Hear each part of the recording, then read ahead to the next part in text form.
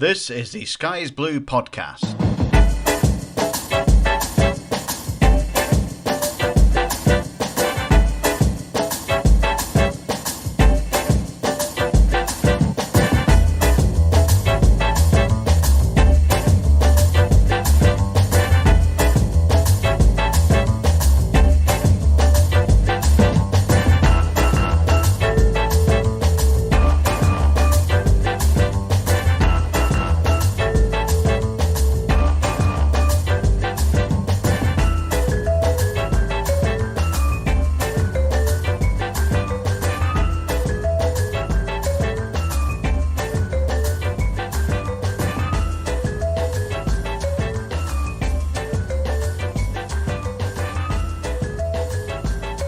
Well, ladies and gentlemen, boys and girls, welcome to a very special Sky is Blue podcast. It's very special because we're all physically sitting next door to each other for the first time in over 3 years. It must have been beginning of 2020 for sure, since we've done that. And not only are we all sitting together, just because it's a little bit dodgy to be all sitting together with all these diseases that there are, we're actually outside, so it's our first ever Fresco podcast as well. So Stuart Bass and myself, Phil Tooley, are quite sensible because we've got long trousers and a sort of jacket on.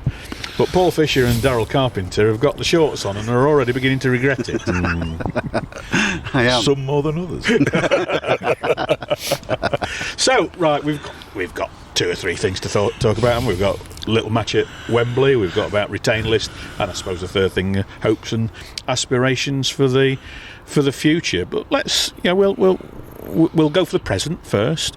Retain list took a while to come out, but Darryl, it was very uninteresting, dull and boring, wasn't it? Yeah, it was quite funny, wasn't it? Watching the meltdown on social media. When's he coming out? And only to be, is that it? Kind of reaction. I don't think any of us really knew who was still under contract and who wasn't officially in many cases, because they don't announce it like they used to do in days gone by, did they? Where it's definitely a 2-year deal or it's a 2.5-year deal or whatever. So there was a bit of guesswork going on, I think, from a lot of people. But yeah, it's fairly uninteresting. I think it leaves lots of questions. I think we've got a good base for next year, but we've also some holes to fill, so it'll be quite an interesting summer, I think.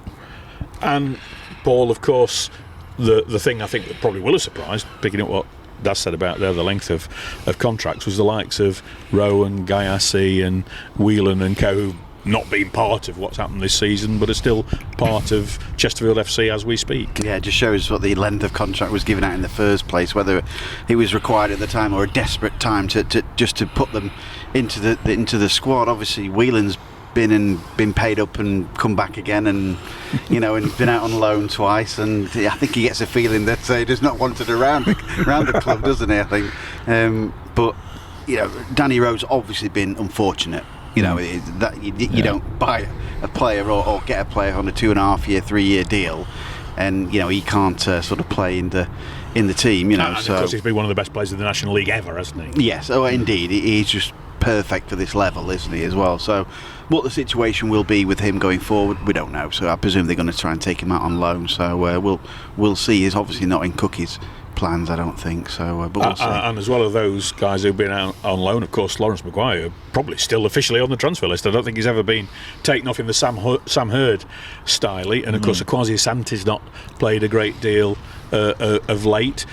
Do you think that they'll be still part of Paul Cook's plans? I think it's when you mentioned about trusting his players at the back end, it's ever prevalent, isn't it, now as well? Lawrence Maguire, to a certain extent, could be, still utilised into the squad. He's very versatile in terms of left centre half, left back, and he performed so well, didn't he, over the period of time that he was here? For the back end of the season, coincided with a good run, didn't it, when he solidified the defence? Now, whether Cookie sees that as a thing going forward, I'm not too sure, because there's already 2 left backs, isn't there? So Jamie Grimes, you've got to do well to nudge him out of the team. So I don't know. Again, he comes back to the fact he's in his last year now, Lawrence Maguire. He's only going to play second fiddle, isn't he? So whether he wants to stay or not, I don't know. And of course, there's loan players gone back: Paul McCallum, Lucas Coverlan, and I suppose most notably Andrew Dallas. And of those, are there any that you'd like to see back here on August or whatever it is when we kick off again? I'd like to see Andrew Dallas back. I'm sure everybody It's would. not him on the motorbike in the background, is it? Yeah, coming back now. It proves that we're not sat in the studio, doesn't it? Andrew Dallas, I think. There was outrage that we hadn't offered him a contract, but he's not our player to offer a contract to at the moment. He's not a free player at the moment. And, if we have, perhaps the wisest thing is not to go around shouting to the football world about who we're interested in and who we're not, because that obviously changes sort of costs and stuff like that. I think Paul McCallum came in and did well, but I wouldn't be surprised if Cook thinks that there's someone better out there to do that. And who was the third player? Sorry. There was Coverland, wasn't there? Coverland, no slight intended, but he was sort of released by Port Vale before he left us, wasn't he? So, I think that probably tells you all you need to know. He just there can't be too many players who were out on loan with no parent club. He just suffered from that absolute moment of madness in the first game of the season, didn't he? And he never really got over that. Or the fans never really got over as that. Well at home. You don't get kind of booed off at half time if you're a lone player and expect to sign, do you really?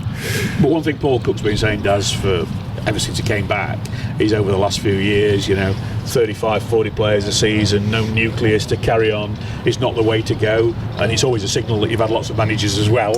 Yeah. So the fact that there still are high teens of players still on contract, got to be a good thing, surely, or not?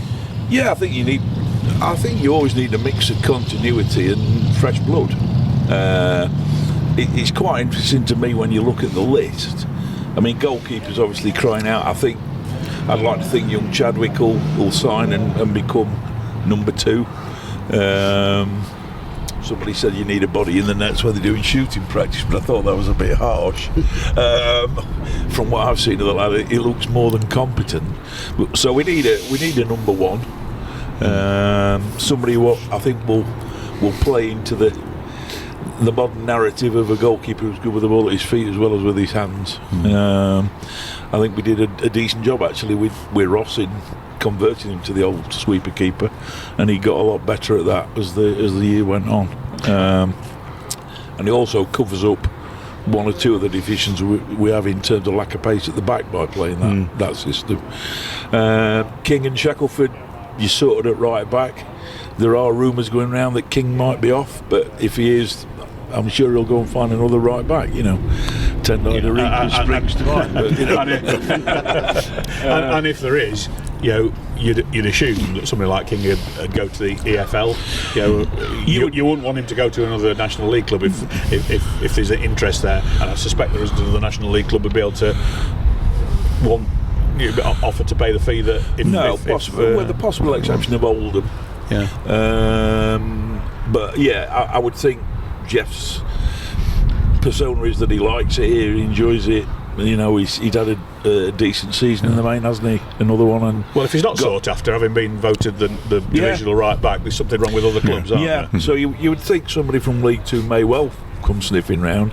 And if his ambition is to get and play league football, he's not getting any younger. What is he, 27, 28, something like that? Yeah. So he may see it as his last opportunity, because stay with us whilst it looks a good thing on paper is not definite, is it, that we're going to go up? So that'll be an interesting one.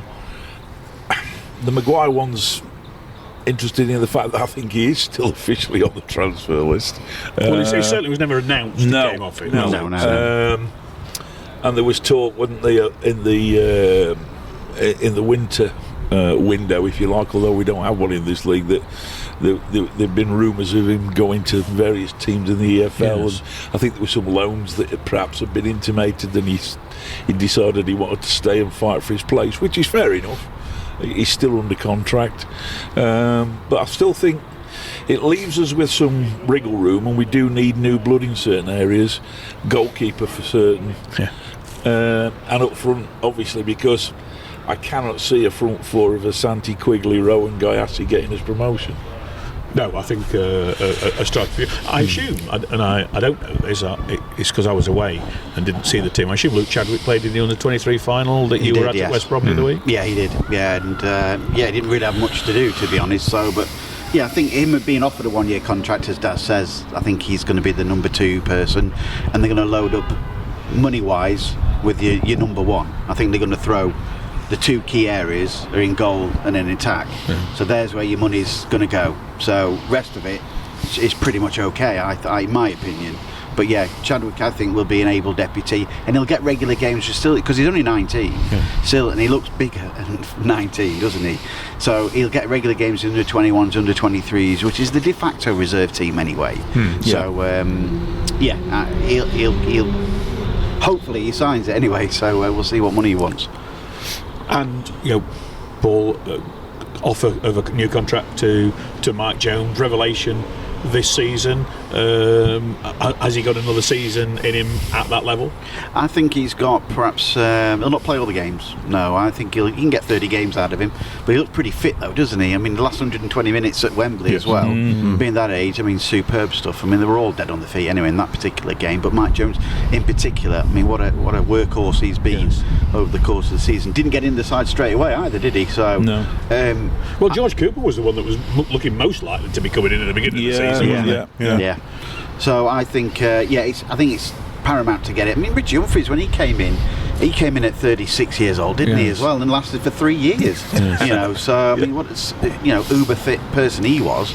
So Paul Cook obviously sees the same sort of dressing room mentality that Mike Jones. Look, if you want to be a footballer, Jesu Kegbalum, here you are. There's your example there straight away. And judging by what Jones tweeted, it looks so he probably will sign. Well, I know we don't know that, but it seemed more of the same next season sort of tweet, didn't it? Yes. Yeah, most definitely, I think. And I'm sorry to pick out Jesu Kegbalum. I didn't mean that, but he was the only younger player I could think of at the time. So well, let's talk about him, Stuart, because trigger an extension of his contract.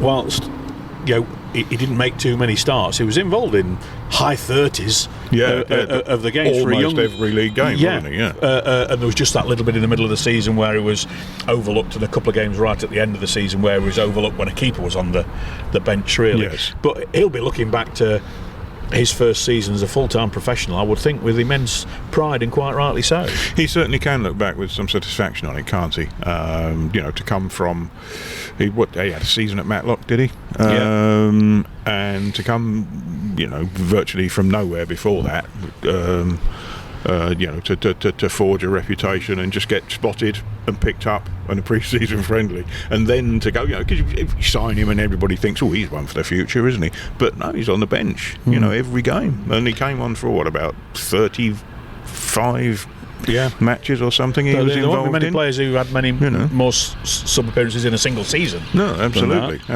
You're in Scott Bowden territory, aren't you? Really? Yeah. I mean, obviously you've got a particular sort of skill set that lends itself to coming on late and tormenting the opposition a bit if we're under pressure or we're trying to get back into a game or something like that. But by and large, he certainly can reflect. It's not job done for him. He's not a professional footballer simply because he's had 1 year at Chesterfield in the National League. He's a lot further that he can go, and he's got a lot more work to do. And with his new contract, perhaps he gets a watch. Make sure he puts it 5 minutes fast so he turns up on time. Well, that's the thing, isn't it? That's the thing.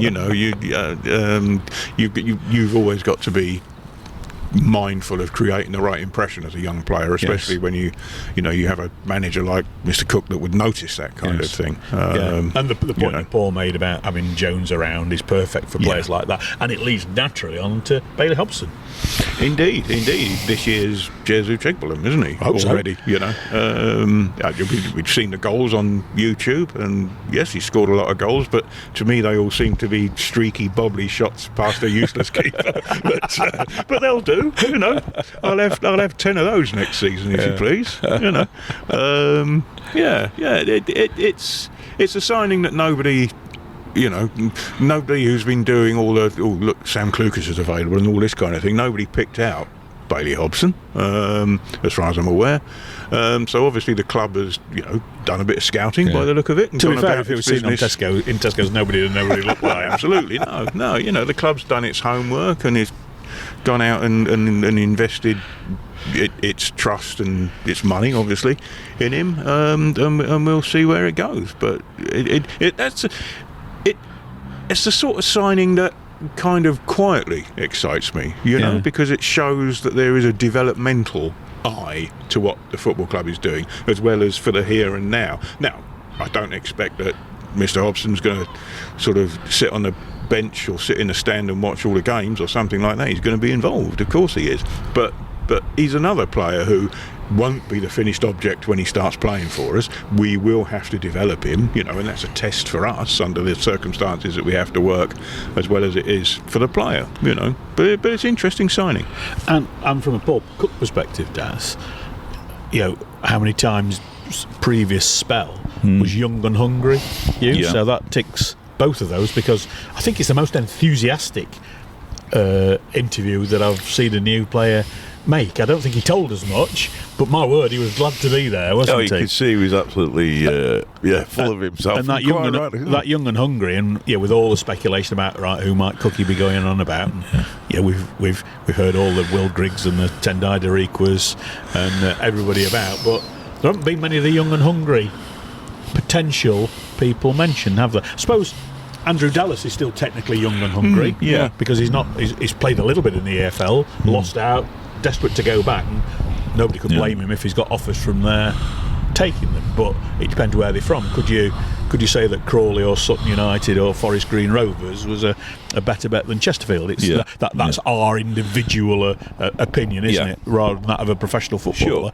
But that young and hungry element in the speculative names hasn't been thrown about, because, to be fair, we generally don't know who they are. No, that's right. And you would hope that the much vaunted recruitment team we've got now, been in place for 12 months, more or less, will have a huge database of targets a la Young Bailey to bring in, that they think they can get good value out of, can make that step up. The thing that impressed me when I looked at his basic stats was he's played thick end of 80-odd games in 2 seasons, so, touch wood, he doesn't get injured. It's a robust kind of league, so he can obviously look after himself from that point of view. He scored goals at that level from midfield. Was it 18 or something in 2 seasons, was it?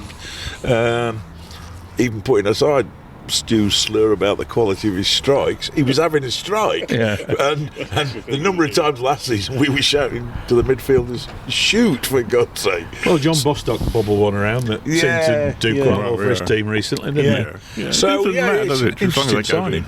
And let us not forget, because it's too easy to forget, that Alfreton Town are only in the division below us and they were in the playoffs. So if it had been a more traditional team with some history in the Football League that had been in the playoffs below us, would have perhaps been a little bit more excited than the fact that it's Alfreton who we've never been on a par with. If it was, I know Kidderminster came up, but we'd have probably been more excited if it had been from Kidderminster. Sure.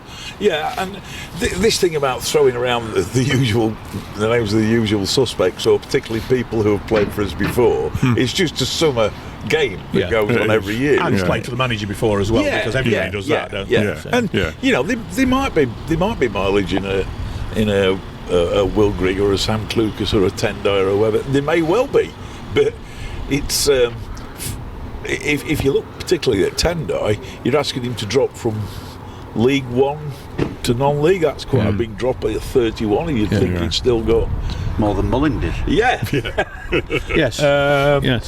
Clucas in more so Championship, to National League. And although in his, I don't know if any of you saw his interview he did with Dave on Legends of the Spire a couple of months ago, Sam Clucas, and he said he'd always wanted to come out and play with Cookie, you know. And when Dave made the point that but it's a long way to fall kind of thing, he said, "Where's the GB plate on the back of that machine?" all I want to do is being shouted at by Chesterfield Director Terry Ward there as he just escapes, wondering where the GB plate on the back of my car is. Technically you're wrong, because it should be a UK plate these days. Well, there we go. So and getting back to Sam, and he said, no, I just want to play football. So you never know with these things, do you? It's whether we can meet their financial aspirations in many cases, and we are trying to keep a tight rein on budget, and you'll get more bang for your buck with a young player than you will, signing a good old pro. But it's about having that balance, really. Yeah, the players who played for Cookie, young players who played for him at either Ipswich or Wigan or Portsmouth, will be in the likes of Armando Dobra, Bailey Clements and co. And we didn't really know them when they came, Paul, did we? So if they are the young gun hungries, they'll be surprise names. And everybody say, I don't know how I've never heard of him. He can't be very good. Yeah, well, exactly. And there's you can tap into Gary Roberts as well, who Bailey Clements got in touch with to actually come to the club. So Gary Roberts knows plenty of players. We're just fighting off a van that's going past as well. So, I thought it was a really good idea. This. No, I quite like the realism. It's almost look, Ben coming. It's like a kitchen sink drama of the early 1960s, isn't it? I expect some rugby league player to walk past. Just a dive bomb by some pigeons in a minute. Yeah. So Yeah, well, Roberts, Roberts. You can tap into Roberts. Yeah. Ipswich have got a very good, youth system, haven't they? And Kieran Dyer will know plenty about them as well because he's coached some of them as well. Yeah. Whether Kieran Dyer's here next year, of course, is up for debate, isn't it? So. Oh, is it? Yeah. Oh, right. Okay. Well, I don't know. I presume he was just here to. Because they have to do some coaching with a team, don't they? So as part of their badges. Well, when I was looking into Wembley tales of our players and staff before we went to Wembley, I did notice something about Kieran Dyer. Kieran Dyer is. I don't know if I've had a chat with you about any of you about this, but yes, I've heard it.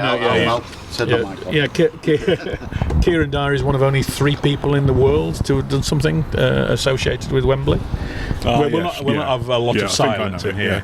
No, he's along with a certain David Beckham and Michael Owen.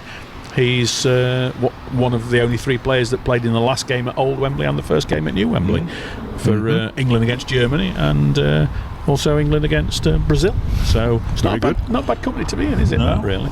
So and Danny Webb has got a good following as well, and he'll know the guys from Leyton Orient from a few years back.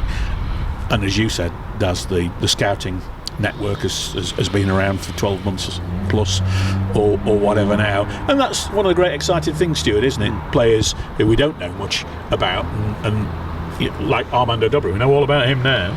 Well, absolutely, yeah. And as much as you would welcome a fit and functioning Will Grigg or somebody to the club, it is the Bailey Hobsons who, from my particular kind of perspective, who kind of grab the attention a bit more, really. You have certain expectations for the marquee signings, don't you? It's not a phrase I like to use because bearing in mind how poorly they've generally done over the years since we started making marquee signings.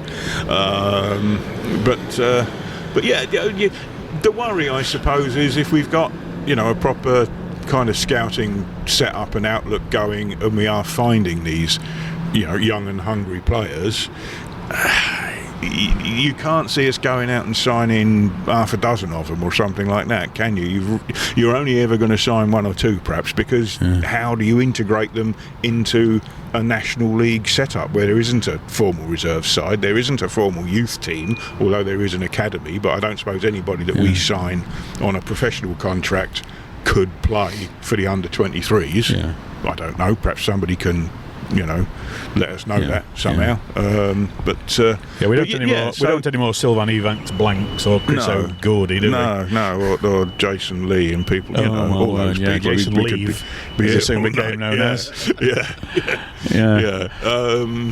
So the worry is we can have these setups and we can have these players on our radar, but can we practically get them in? I suppose not all of them. No, we can't. Well, we talked about Jeff King being a potential target for other clubs, not surprisingly, with the record he had last season. And whilst there'll be players that Paul Cook wants to move on, there will be players that will interest other clubs. Dobra, if he doesn't interest other clubs, I'd be surprised. The rest of the squad, are the people who you think that people will sniff around? That's a good question, mate. You would think somebody like Colclough, who has been outstanding since he dropped to this level, but had a career in League One and part Championship So you would think most league clubs would know about him anyway. And if they fancied him, they wouldn't have let him drop down this level. Yeah, yeah. And of course, he's got a past as well, which some people will take into account. Exactly.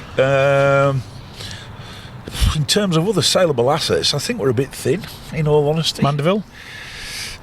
Because he doesn't necessarily fit a lot of... He's found a little niche for himself, hasn't he? Yeah. He has. I mean, he had a terrific season, no question about it. And the biggest surprise actually at Wembley for me was he was one of the ones taken off because he was knackered, because his engine this season has been incredible. He certainly was in the semi here against Bromley. He just kept going and going and going. And I think he'd just taken that much out of the tank that day. Coldclough the same, that they didn't have 90 minutes left when they got to the big show. But will Mandeville at his age? I don't know. But he seems he's one of these. Is the Keith Hill manager equivalent of a player that just found a place, hasn't he? He's just found the right place. Yeah, indeed. And he's been moved about. And he's always played at number 10 at Doncaster, and now he's sort of reinvented himself on the right wing now, and he can even play left wing and move in, and he just adds to that sort of three that Cook likes, doesn't he? So he's just got and of the 4-2-3-1 that we all know Paul Cook favours, and the likes of Joe Quigley probably aren't ideally suited to that, even though he played some good games there. Quigley would suit other people, wouldn't he, the way that other teams play. And we could do lots of YouTube clips of Joe Quigley and show just how good and potent he can be. Well, he played as a one at Yeovil before obviously Paul Cook arrived, so but he played a different sort of system at Yeovil that they played, so I think he played a bit more long ball, I think, under Darren Saul, I think. So he can play that, but I'd like to see Joe Quigley with a strike partner. Yeah, well, that's not going to happen, is it? I know it's not going to happen, so hence the reason why I think he'll be gone, pretty soon, out on loan, I think. So so maybe they're going to have to be looking after two strikers, I think, possibly, as the alarm goes off somewhere. Why is it always me when I'm on as well? So. It's a warning buzzer. I've got a neat setup. When Paul's said enough, press the alarm. So, exciting season ahead. Is it as simple as saying, right, the undoubted best two teams in the division aren't in the division anymore? Rochdale aren't going to uproot trees. Hartlepool aren't going to uproot trees. They got lucky a year or two ago with Challoner. Yeah, they did. I think, didn't they? Who've proved it at Stockport the year after. Can we expect Kidderminster, Ebbsfleet, Oxford City, and Fylde to be serious championship contenders? Is it only Oldham that's in there? Are we head and shoulders above anybody else in the division as we speak right now? It's almost irresistible to look at it like that, isn't it? But I'd rather not, being one of nature's pessimists, I suppose. We ought to be favourites, whether we're streets ahead of any of the others. No, I think there is enough quality and consistency in teams like Oldham and Southend, and to keep us honest as the season goes on. And we're going to have to work as hard as we worked last year, and probably a little bit more, if we possibly can. But Oldham seem to have found a steady place to be with their ownership.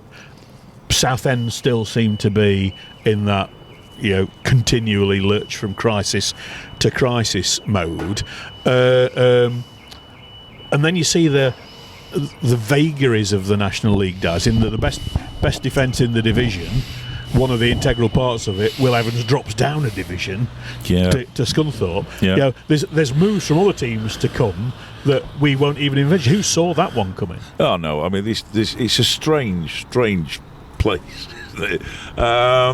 I mean, Boreham Wood will be difficult and will be up there. Bromley will work hard and will be up there. In terms of the teams coming down, I suspect Rochdale will find it really difficult because they've not been at this level for donkey's years. And the crowds are not huge. They haven't really got the fan base, have they? Hartlepool have been here, but in a recent time, and as you say, maybe escaped a little bit, fortunately. In terms of the teams coming up, Fylde on paper will have the resources to have a go, but whether or not they will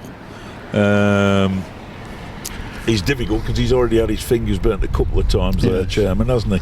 And of course, there's been a burning of fingers just up the road at Fleetwood in that neck of the woods as well, hasn't there? Just of late. The other one who I think might be a dark horse is Ebbsfleet, because they've had an unbelievable season. And if you can keep most of that squad together and add a bit of higher quality, you'd think just the momentum of the season they've had, they might be a genuine contender. But for me, it's probably down to us and Oldham. And that's how I see it. And then the usual suspects behind that. Yeah. Oldham had a really decent second half to the season, but I don't think all their problems are sorted yet by any stretch. No.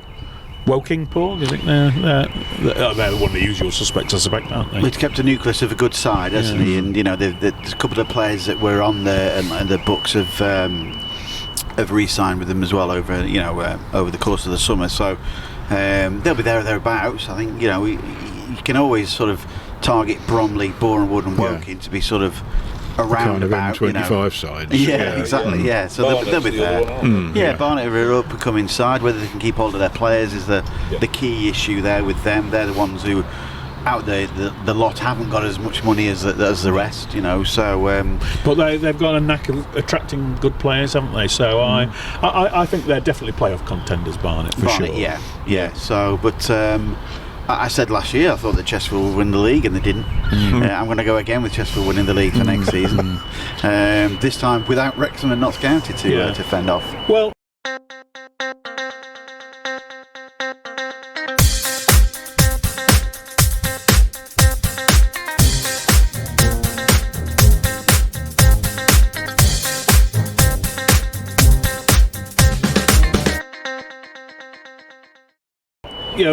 of course, we're all disappointed at Wembley, Stuart, with that. But Notts County, 107 points, and I'm not championing the cause, or they deserve to go up because they got that many points. But they got 107 points because they got out of scrapes a lot, and they got out of a scrape. It's what won them. It's what won them that playoff final, wasn't it? And won them, very nearly allowed them to overtake Wrexham. Just the fact that they could. Recovered that all of their games lasted from the first whistle to the last, as far as they were concerned, and and they went about it like that, which is what we've got to do, And I see nothing to suggest that we won't do, but it's that kind of persistence, isn't it? Really, never say die, I suppose, is a bit cliched, but you have to have that kind of relentlessness, really, I think, to succeed in this league.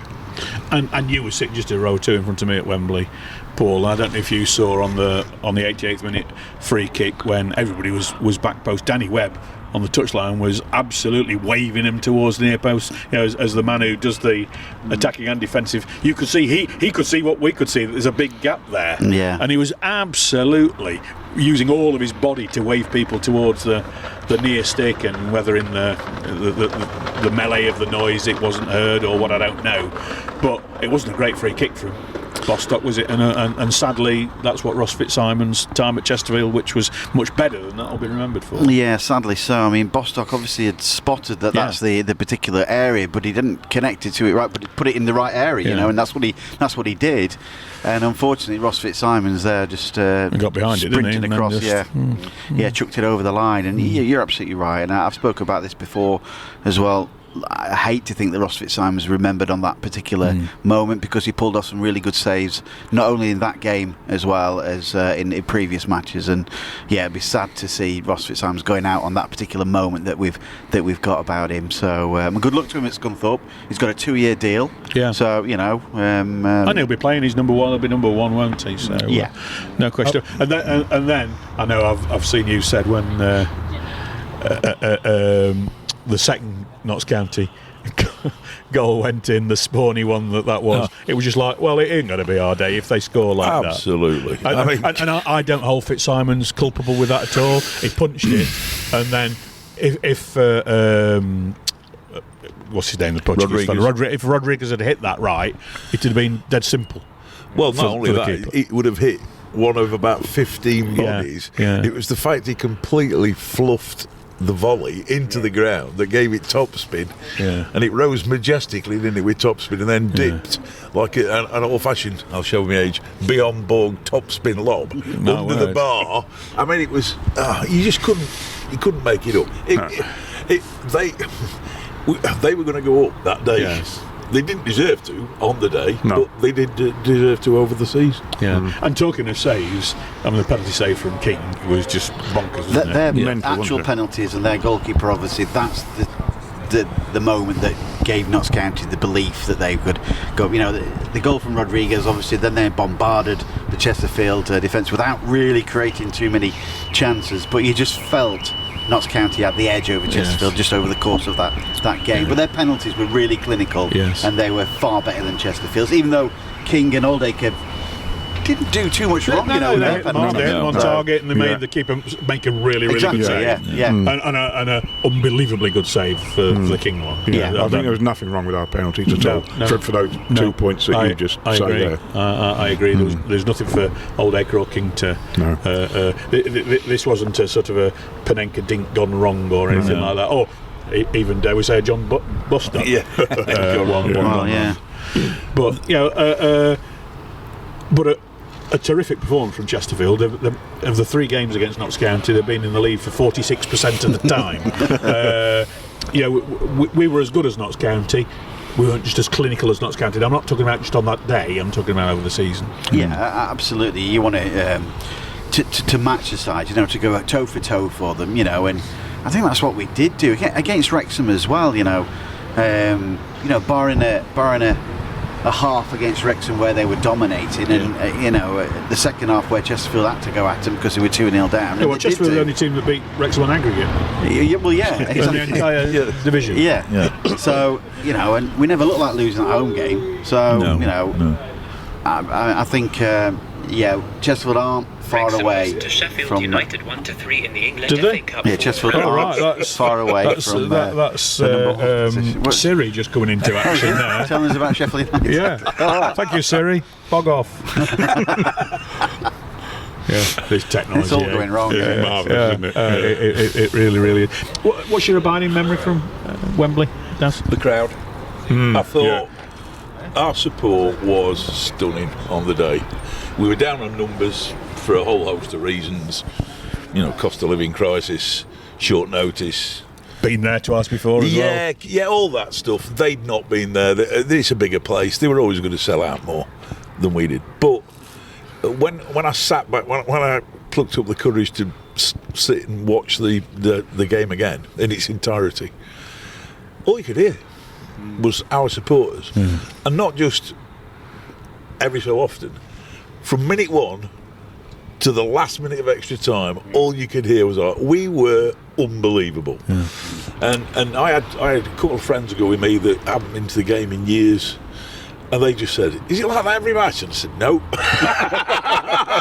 Well, they just couldn't believe it. I thought the Notts County fans must have fixed their wheelbarrow. Yeah. Because they weren't singing about it, were they? Never. What is the wheelbarrow thing? I don't get it. It's something happened in the 1980s, I think. They started singing it. So I don't You'd know. have thought they'd have got a new one by now.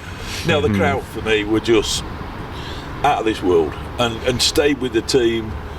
The crowd deserved to go up, even if we didn't. Yeah, and Chesterfield got lucky at the beginning because the goalkeeper Slocum was stupid to concede the penalty, which was well taken. Yeah, he was very nervous because he'd done that goal kick to himself thing, absolutely ridiculous. But the moment when Dobra scored that goal in extra time, Paul. Well, I thought that was it then. I thought that's Chesterfield won. It was a stunning goal like that to drive the Notts County defence. I'm not saying anything offensive, but the alarm keeps going off. It's just perfect timing, isn't it? It's just stereo, because you'll get the alarm in your left ear and that corking bird in your right ear. Yeah, I think it is. We'll see. We'll see. I just need to press that applause button, don't I? So that'll work. So, Dobra's goal I thought was good enough to win any game. Yes. And unfortunately, so they couldn't. They scored 2 early in extra time, didn't they? Yeah. But and the strike was terrific. But it was a great move before that. A couple of passes immediately before that were cook ball at its very, very, very best. Yeah, with players who were exhausted, but still had the concentration and the inspiration to be able to play that sort of passing football when you can barely lift your leg out of the turf to pass it. You know, what a great day! What a great team! You know, and where we were sort of saying about culpability and everything along those lines, it just shows you when you get a positive reputation, people don't find fault, but you could put just as much culpability down onto the free kick goal to Liam Mandeville for giving the free kick away as Ross Fitzsimons for letting it in. Well, there was an element of exhaustion in that as well, but there was opportunity to clear it and not have a free kick. Well, but you can go through the whole season, can't you? Yeah, you know, and you can pull those one or two little errors out of every game, and at the end of it, you think, well, why didn't we win every match home and away? You know, well, you just don't. It happens, doesn't it? If it didn't happen, none of us would be watching football. None of us would be talking about it. No, and a great season, and much that we'll all have our own individual views about the sort of following that Wrexham have got internationally on telly and everything along those lines. My word, Daz, they've brought an attention to the fifth level of football that will have no parallel anywhere else in the world. No, absolutely right, and I do feel it will stick for a bit. I think these people who knew there was a National League but didn't pay any attention to it whatsoever started paying attention to it and thought, God, actually, it's really good. It's competitive. This team's trying to play football. It's not just hoofball, etc., etc. And I think it has attracted a new audience, which will stick with it. I know BT were saying their figures, they'd never had anything like it. And that went on right up to the playoff final. So hopefully it will all help towards the argument to get 3 up, 3 down. Well, that's the logical conclusion I was going to ask anyway, even if you'd not said anything about that, Paul. But I was looking at when Salford failed in the playoffs this year. I reckon, I've only had one quick check of this, so I'm not saying it's gospel, but I reckon 17 teams of next season's League 2 have played in the National League in recent times. So if it does come to a vote, people will sort of say, oh, Turkey's Christmas and all that sort of stuff. But most of the teams that the rest of the EFL will listen to will be saying, no, the National League's a lot better than you think, and it's so difficult to get out of. The league will benefit from having teams in the National League. For the first time you've got, and if it does need the 2/3 majority, I'm not sure if it does, you've got more than 2/3 in League 2 that have been there, and I think that's a massive tipping point. Am I right that the League 2 and the National League, well, they don't get involved in the National League, but the League 2 clubs would then need to lobby the rest of the EFL? They wouldn't have to, but the clubs in the Championship have got no idea, and they take a steer from the owners that they knew and respected. West Brom have got a good idea, haven't they? Yes, yes, and you'd hope clubs like West Brom and whoever Boreham would have played in recent times when they've got through to the third round or whatever, we're saying, no, the quality of these, and Boreham was a great example, not of the quality of the football, but the quality of the coaching. The guy's got nothing to it with, and continually puts a team out that we all think are boring, cheating, so and so. But what a coach for achieving that time and again. And so they'll look at the coaching. That's what Southampton will have wanted to have done this season, but couldn't. And they'll look at the quality of the coaching as well as the football and realise that yes, it is a natural extension, and it should be 3 up. And to be honest, it probably ought to be 4 up if League 2 to League 1 is 3, or make that back down to 3 and everything along those lines. But I don't think League 2 are going to vote to lose one at either end. No, I mean, the League 2 thing's always been a strange anomaly anyway. I think probably goes back to the Division 3 North-South days.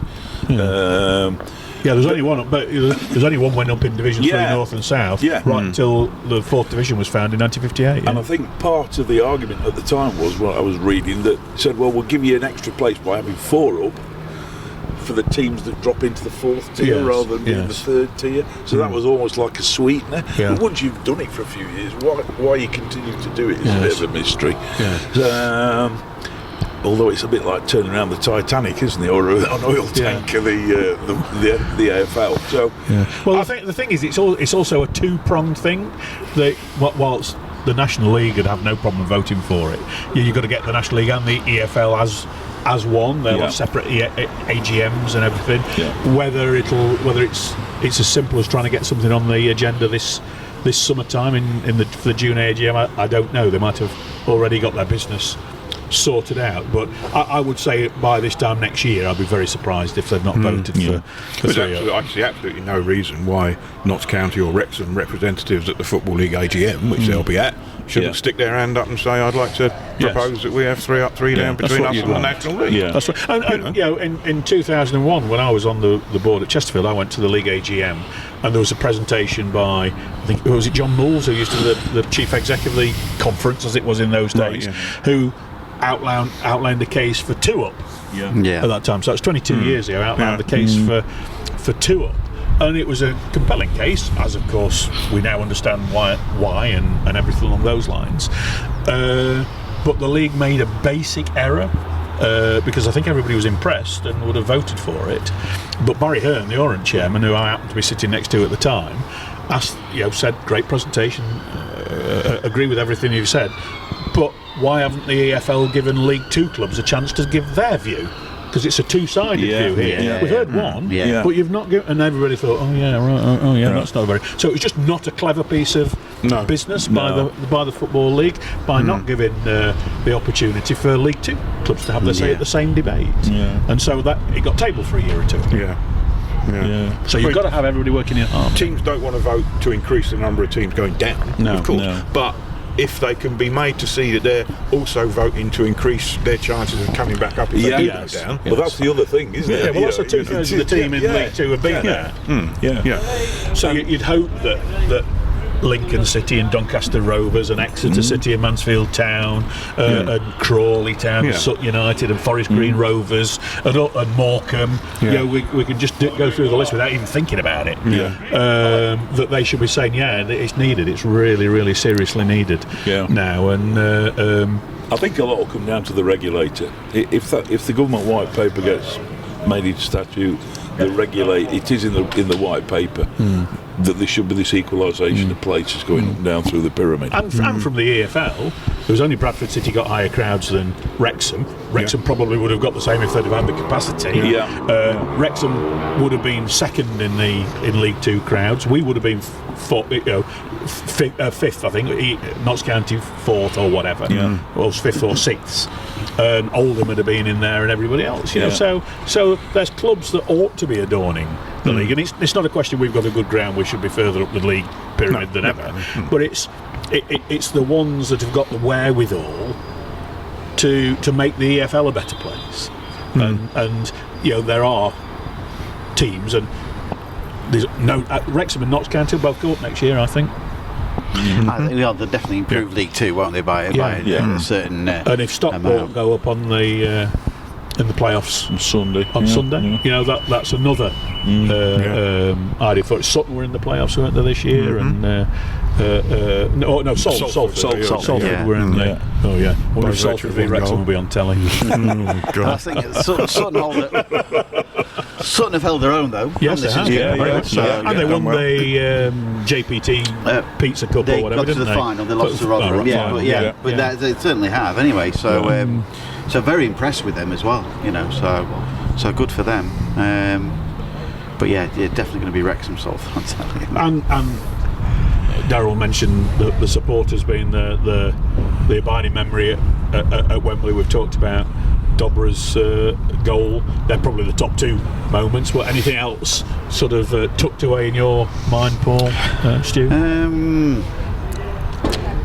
Just the occasion. Actually, it was just how I think Dad's touched on it before, just about the fans, because we were based right inside where the fans were, you know, so we were right in the Chesterfield fans, so it was almost they were surrounding us. It was great to pick up on the mics and everything, so it was fabulous. You couldn't really hear the Notts County supporters. Just the occasion. What I was really pleased about as well was that Chesterfield didn't freeze on the day, so they just really did the town proud and the club proud, and they turned up, so they were just immense. And there was always going to be one loser, and unfortunately it was Chesterfield, wasn't it, on the day? But it was, as an occasion, I was really impressed with it. And as we learnt just before we started recording, Stu, I think season ticket levels, sales already up to 3,800, so higher than at the end of the early bird last season, which was a lot later, end of June, beginning of July, or whenever it was. But looks as though it might touch 4,000 before the Which first would be ball's fantastic, kicked. wouldn't it? I think my overriding memory and sort of feeling about the Wembley playoff was, as Darryl said, with the crowd, and I went down on a coach, and you were stuck in that coach park for 3 hours or something trying to get out of it, on that day, and it was dark before Must we have got burnt back about on the North 58 Circular quid Road. worth of diesel But by in the time the you queue. got there, you'd got over the disappointment, Yes. I think, and the fact of being involved in that crowd. Yes. I'm 64 years old and I can't really sing at football matches anymore because I did a lot of it when I was in my 20s and 30s and that was my voice, but the rest of the crowd just drew you into it, and you could look around and see people and think, they're not your average kind of middle of the South Stand material, but they were all on their feet, yelling and bellowing and singing away, and it was fantastic, and you couldn't help but come away I don't think you could help but come away from that occasion without anything but optimism for what lies ahead. And that optimism, for me, it was kids. Just so many kids, Loads and loads of kids. Yeah. There was More so than any previous. Yes. There was an 8-year-old, looked like 8 years old, about 2 seats away from me with his granddad, and he was on his feet on the seat quite a bit, doing the old "Are you ready? Are you steady?" and getting an answer back from the crowd, and he did all the words, including the S one, and everybody was roaring with laughter at it. He did it 2 or 3 times. It was very funny, But it's just there was just a feeling about it as though even though this wasn't our particular day, it doesn't mean that what comes in 23, 24 isn't going to be our season. I think people should come away from that experience with optimism and with a great deal of self-belief about the club for the future, not just for next season but going further ahead. Right, predictions for next season. Number 1. I'll wait and see who we sign up front first. That's a very pragmatic answer. Very pragmatic. Because I think it's just a chasm. Is It's that a it? chasm up front. Is that the key to Yeah, because everything? we'll get a decent keeper, and the rest is more than okay. I think we need a quality keeper. We need a spare left side of centre half. If rumours to believe that Lawrence is still not on Cookie's Christmas card list. I think we need a DM to go alongside Jones because he can't play every game. He's going to be a Monday or a Saturday or a Tuesday player, you think, isn't he? I would think Whelan will be out on loan again, probably, or go. Then we've got Manville, Dobra, Colclough, and presumably Hobson for that 3. But we've nothing up front, 0. We're not going to go up with the Santi, Quigley, Rowe and Gayassi. We're just not. 3 of those 4 aren't going to play, are they? Really? It's, unless the Santi can get himself fit again. Are you of that opinion, Paul? Well, I still think we'll win the league. But because the names that are being talked about that should Chesterfield get, are far better than National League level. So I think we'll be absolutely fine. So, so I'm fairly confident. Yeah. Get Dallas and Grigg, hey? That'll do. That'll do for starters. Well, at least see what they're like in the friendlies, can't we? Before we sign them. Oh, we know we're playing Matlock. I'm on my odds there, so I'll miss the trip, sadly. And are you confident, Stu? Yeah. I privately, this time last year, I thought we might finish 10th in the season that's just ended because it was Cook's first full season. But then I was sure as I could be that we would win it the following year, and this is the following year. And you look around at the clubs, and like I say, we're not going to go and do a Wrexham, but we should have enough quality to be able to keep our noses above the rest of the teams that are also trying to go up.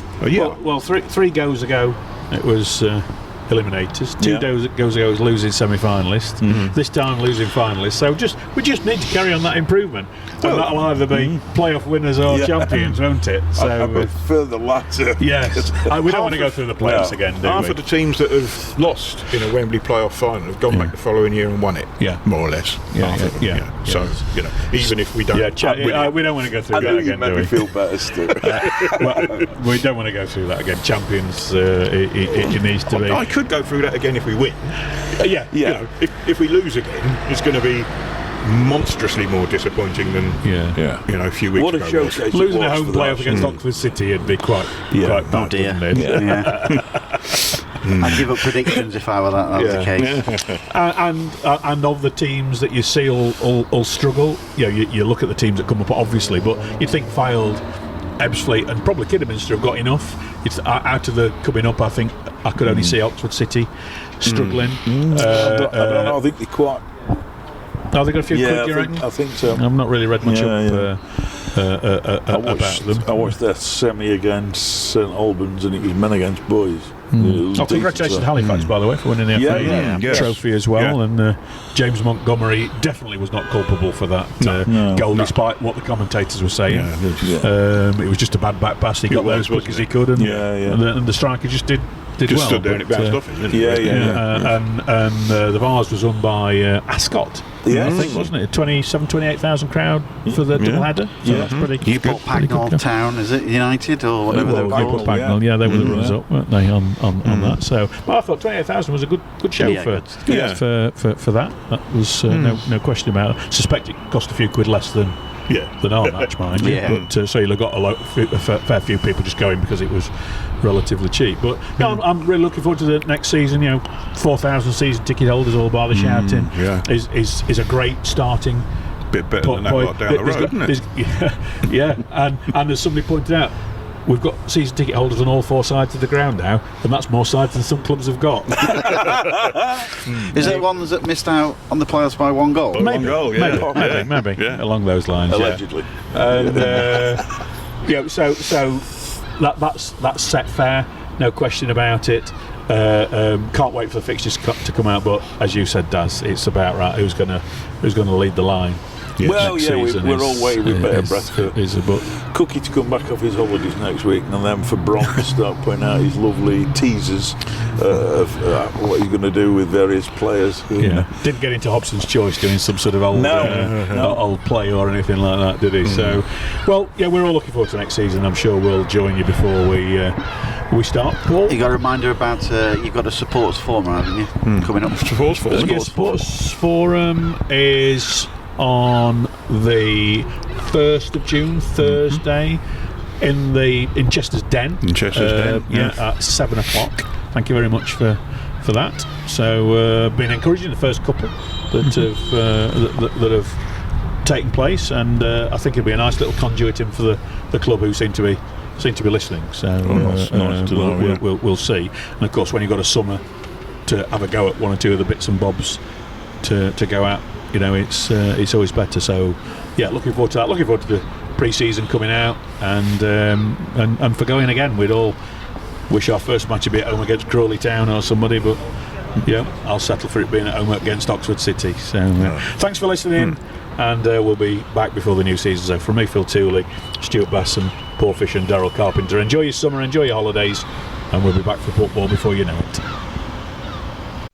And if you like this podcast, then don't forget to subscribe. Please rate and review us on Spotify, Apple and Google Podcasts, and many of your favourite podcast providers.